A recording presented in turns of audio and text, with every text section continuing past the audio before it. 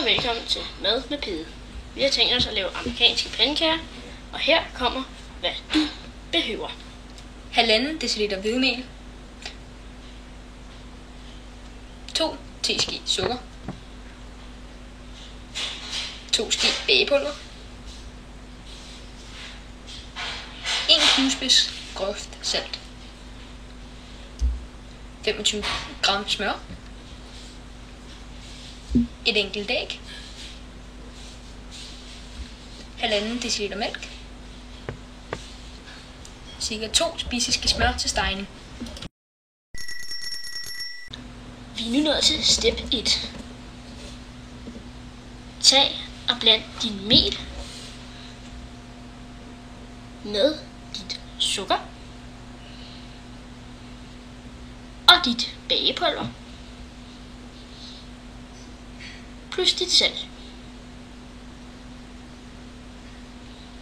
Og bland det hele sammen. Du skal nu i gang med step 2. Her skal du så smelte noget smør ved svag varme og hælde din melblanding over i en lidt mindre skål. Step 3. Slå nu dit æg ud i den store skål, du havde melblanding i før. Så hælder du mælk i, og så hælder du smøret i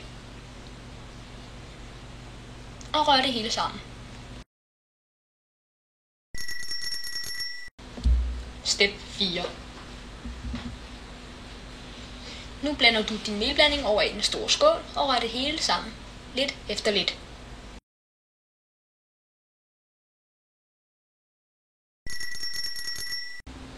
Step 5.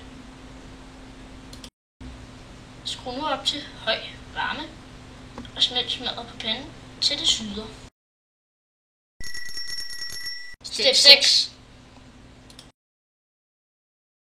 Tag 2 skeer af den dej, du lige har lavet, og hæld ud på den varme pande med det smeltede smør. Der skal det så ligge og stege, indtil det bliver brunt i kanten. Så kan du vende det. Så nu kan du vende den, og når den har ligget ca. 30 sekunder på den anden side, skulle den meget gerne se sådan her ud. Så kan du lægge den over på tallerkenen og stege nogle flere. Work it harder, make it better, do it faster, makes us stronger than ever.